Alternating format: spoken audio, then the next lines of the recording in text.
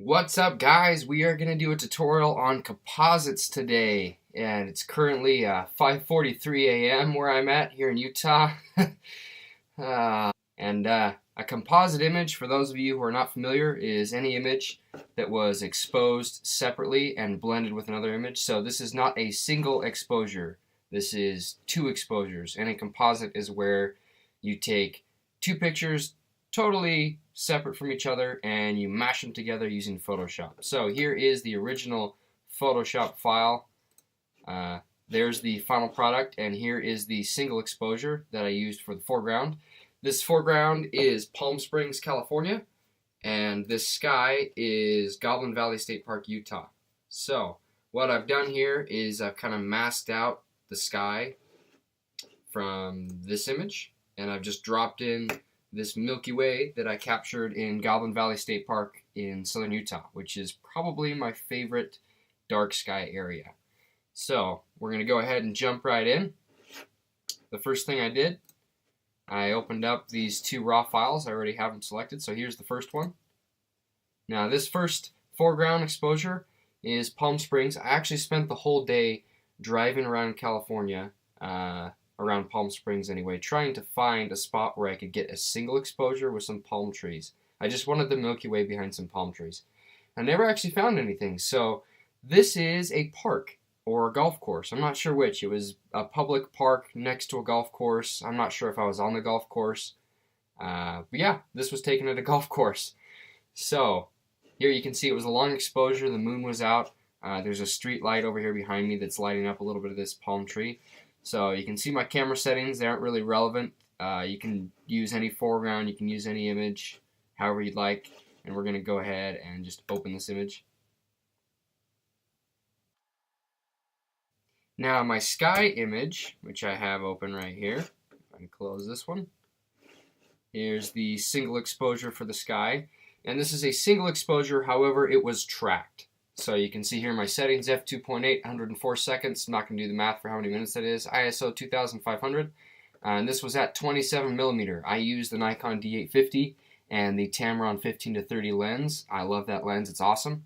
I was using my Skywatcher Star Adventure. For those of you who are not familiar with star trackers, you use them to rotate your camera against Earth's rotation to avoid star trailing. So if you zoom in, I took a pretty long exposure, and it looks like my calibration for my star tracker was not perfect, so you can actually see the stars are not perfect. But for how long of an exposure that is, there's no trailing considering. So star trackers are an awesome tool. If you're going to get into it, definitely check those out. I will actually be putting up some tutorials on how to use star trackers here soon, so keep your eyes peeled.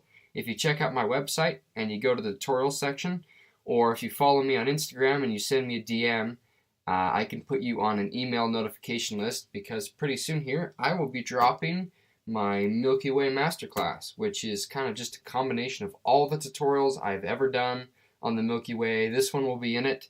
But it's going to be really in-depth. It covers everything from planning to shooting to the gear you need to processing to posting to web sharpening. I'm going to cover everything. It's going to be absolutely massive, including star trackers, so definitely keep your eyes peeled for that. So we have this single exposure. First thing I always like to do with the Milky Way, I like to kind of bring out the whites in these stars. So I'm just going to kind of drag this white slider up a little bit. Zoom in so you can see it a little bit better. Just a little bit. If you overdo it, I mean, obviously, it's going to look really bad. So somewhere in here looks pretty good to me. Just something simple. Click OK or Open Image. All right, and one of the very first things I like to do to all of my Milky Way images, at least when I guess the good majority of them, maybe not quite all of them, but almost all of them, is I like to apply some star reduction. So I'm using the Nikon D850. That's 45.7 megapixels, I believe. So a lot of stars are visible in my image. A ton. It's actually distracting, in my opinion, from the other details in the image, like this nebulosity that we've got going on in the Milky Way. It's kind of being destroyed by how many stars we have just speckling the sky. So we're actually going to reduce some of these stars. We're actually going to get rid of them. So the first step, you go up to Select, and then go down to Color Range. Now we're going to be selecting stars, so you want to change this to highlights so that you're only selecting highlights. You can go ahead and you can do sampled colors if you want. I prefer to just do highlights. And I don't want a lot selected. You can play with this range and fuzziness to get kind of the selection you want. I only want some of the brightest stars to be in my selection, so I think that looks pretty good. Let me tone this down a little bit more. Click OK. The next thing I'm going to go to is I need to adjust this so that I'm a little bit more inclusive of the areas around those bright stars, some of that halo. I'm going to go to Select, Modify, Expand. I like to only expand by 2 pixels. That's just, I would recommend only using 1 or 2 pixels. Click OK. Then you're going to go up to Select, Modify, and we're going to feather out that expansion that we just did. And I like to do half of whatever my last adjustment was. So if I did a expansion of 2, I do a feather of 1. Click OK. And now I have these marching ants in my image. If you hit Command H on Mac, it will hide the marching ants. They're still there. I can toggle back and forth with Command H. So just remember that the selection is still there. You just aren't seeing it because it makes it really hard to tell what you're doing when you're editing this image. So my selection is still there. Now that I have my selection, I'm going to go up to Filter, Other, Minimum. And we've got this nice radius. I like to only use like a radius of 1. And you'll want to make sure that you have roundness selected. You can see what happens if I click squareness. Ruins the image. Because we're using stars, make sure you have roundness selected. Click OK. Alright, while we still have this selection made, you can see that really reduced the number of stars, maybe even too much, but what we're going to do, we still have the selection. If I toggle with Command H, we're going to go up to Levels, so Image, Adjustments, Levels, and I'm just going to drag the whites up a little bit, and it's actually going to look like it's bringing back some of these stars that we have in this image. So somewhere in there looks pretty good to me. Let me click OK. You don't want to touch any of the other sliders because you have just these highlights selected. So now I'm going to go back to Command H, and if you hit Command D, it will deselect. So now that I have that deselected, my sky's ready to go. Let's go over here to this foreground. Now, it's really hard to mask in between trees, and it's even harder when it's a long exposure and the trees moved in the wind and you've got this nice blurring. So it's not going to be perfect.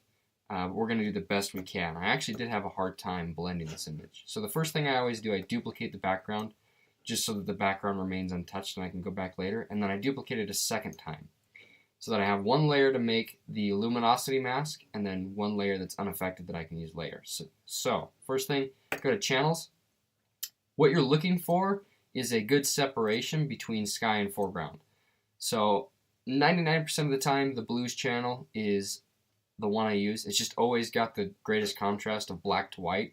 And my end goal is to have the sky completely white and the trees completely black. And that's going to give me a little bit better selection so that I can make these adjustments.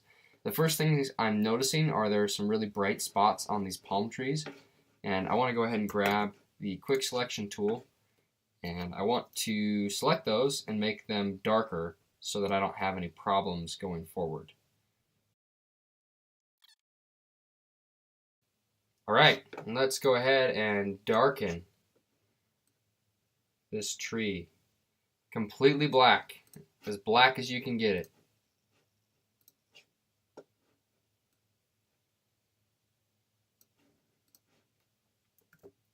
Now that we've darkened some of these spots, I'm going to go up here, I'm going to darken spots here in these trees.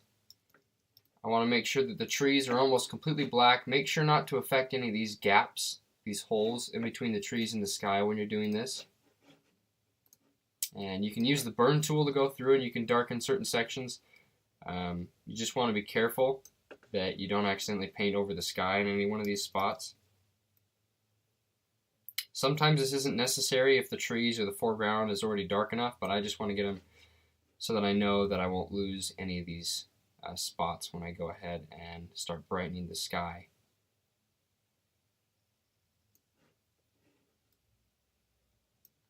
Alright, so from here, I'm going to go up to Image, Adjustments, Levels, and I'm just going to drag this white slider up.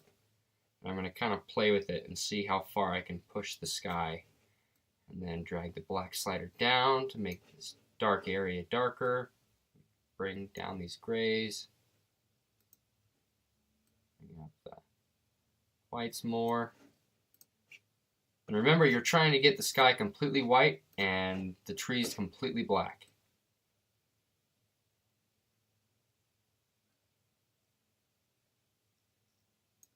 And again, it's not perfect. You can see there's some funny spots in here and down in here, and I've lost pieces of the tree. If you want, you can spend a lot of time really just focusing on making this selection perfect. But for the sake of this tutorial, let's just go ahead and this looks good enough. I'm just going to real quickly fix these spots in the sky.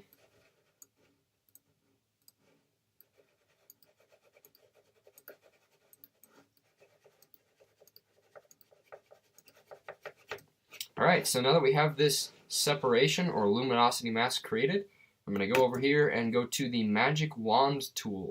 You want to make sure that you have a tolerance. I like to use between 40 and 100. It kind of depends on what you're doing, but you're just going to go ahead and make sure you have point sample selected and just click on this white area. It should select pretty much everything that's white that's touching. Then you're going to go to select similar. That's going to select all the white areas in between these trees that you can see, these little gaps where the sky is visible. And then you're going to zoom back out. Now the next thing you're going to do, go back to layers, turn off the visibility for this layer, click on the layer below it that we created before, and what happened? Let's go back. Similar, I must have clicked on something else. Anyway, now that we have just this sky selected, I'm just going to delete it.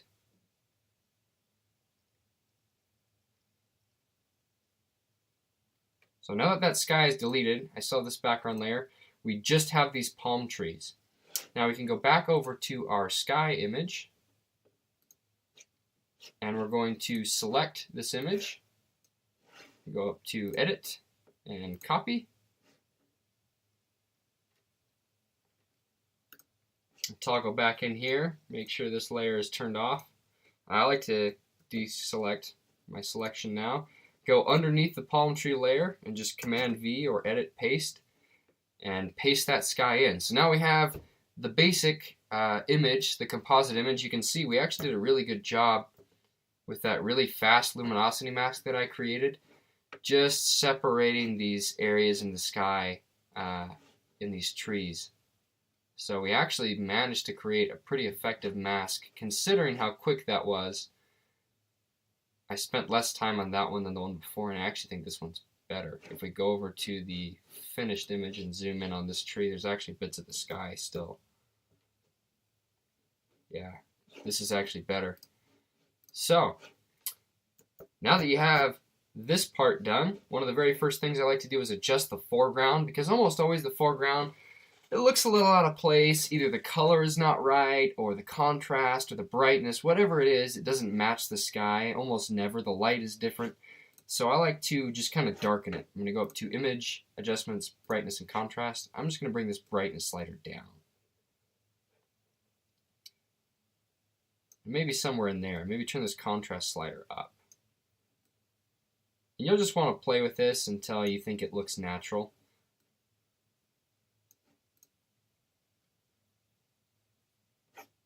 The thing I might do is go up to Camera Raw Filter, and I'm going to cool this image down a little bit because it seems a little bit warm to match this sky. It doesn't quite look right to me. It's hard to tell when you have the checkerboard background. So I like to zoom in and just kind of adjust that to be a little bit cooler. Alright, that made a little bit of a difference.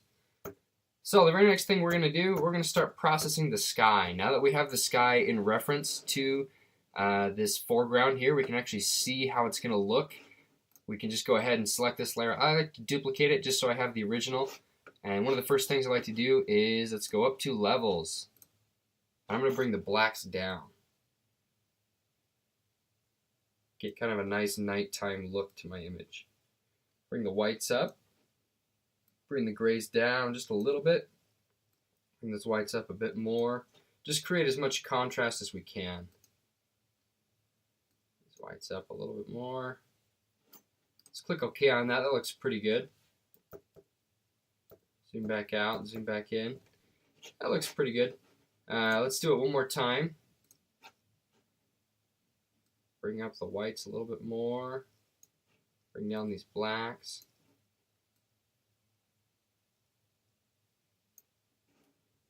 Okay.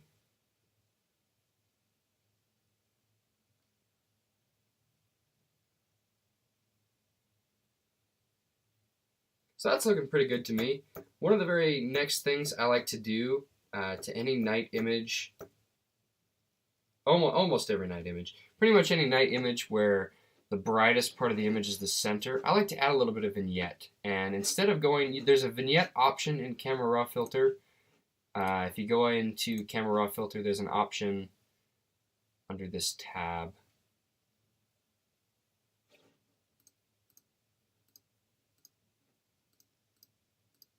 Under this tab right here, there's this vignette option, and it gives you a little bit of control. You know, you can adjust the feather and you can kind of pick the midpoint. I prefer not to use this tool. I prefer to create my own vignette. I'm going to show you how to do that. Let's create a new layer, and I like to grab this circular elliptical marquee tool, and I change my feather clear up to 1000. Now, depending on how many megapixels your image is, if it's less than maybe 15 megapixels, you'll probably want to do a little bit less of a feather. I think the max that Photoshop will let you do right now is 1000, but you want to make sure you can do whatever the max is that's not overdone for your image. You just want to have a really smooth feather. And I just kind of create this elliptical. We're going to do that one more time. We're just going to select a little bit less, something like that. Once you have that selection, it is feathered. We're going to go up to Select Inverse and make sure you have your own new layer separate from everything else. And we're going to go ahead and just color grab complete black 0000 00 6 zeros and click OK. And then you're going to grab this paint bucket tool and we're just going to drop black into this new layer.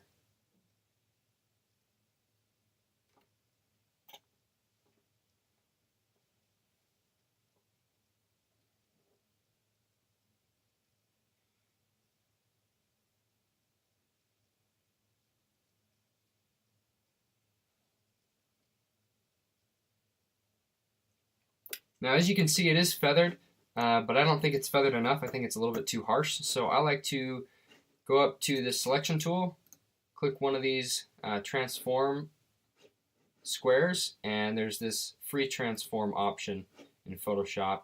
And I like to stretch out my vignette and kind of make it more subtle, feathered, a little bit less harsh.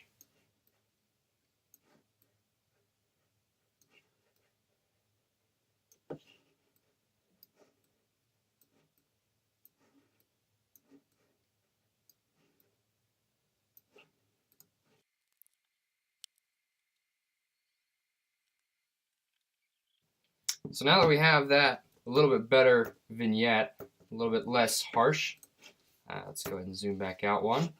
What I like to do, it depends on the image. You can either have it on just the sky where it's behind the foreground, or for this image in particular, I thought these spots were a little bit dark and it didn't look bad to have it on top of the foreground and kind of darken these foreground elements as well. Now when I apply vignette, I typically just change this blend mode to soft light. And then I start to play with the opacity just because I like the effect it has a little bit better than just kind of overlaying black over the top of everything. It actually darkens just the dark areas of the image and doesn't really affect the highlights as much. And so I prefer to just use that. This is starting to look pretty good. And then in this image, I actually duplicated it a second time. And then I just changed this back to normal and then toned it down. Somewhere in here. So that's starting to look pretty similar to what I had before. And then the final step that I did, at least in processing the sky, is I selected the whole image. So select the whole thing, edit, copy, merged. And we're going to apply the Horten effect. I hit Command V, And now that we have this pasted in, this is the whole image, everything that we had visible before. That's a stamp visible or copy merged, just exactly how it was visible. And I'm just going to go up to Filter, Blur, and Gaussian Blur. Now technically you're supposed to do like half of whatever your camera's megapixel count is, so I never really follow that rule. I just kind of mess with this slider, the radius slider, until I think it looks good, and in this case it was 24.7. We're going to click OK. Next you're going to go up to Image, Adjustments, Brightness and Contrast, and we're going to turn the contrast up, and then we're going to turn the brightness up. We really want this glowy look and effect. And then we're going to click OK. And then I'm just going to take this layer and I'm just going to drag the opacity way down. I like to use between 5 and right around 5 and 15. On some images I'll go up to 20. Typically right around 15 is perfect. You can kind of see the effect this has. It gives this kind of dreamy, glowy look. And that is basically it. That's pretty much the whole image. The last thing I did do, I took the original sky layer and I duplicated it and I dragged it clear up at the top. And now that I have just the sky detail that's not processed very heavily, I'm actually going to apply that filter minimum thing one more time. So we're going to go to Filter, Other, Minimum. This is just going to reduce kind of the number of stars. I only want really the brightest stars. Make sure roundness is selected. We have a radius of 1. So now that we have that done, we're going to go ahead and go up to Filter, Other, High Pass. And this is a technique to sharpen the image. Now that we've applied the Horten effect and we've done all this processing, it's possible that we've kind of affected the quality and the sharpness of the image. So we're going to click OK. I like to use a radius of right around 2. And then we're going to change the blend mode on this layer to Soft Light. And click OK.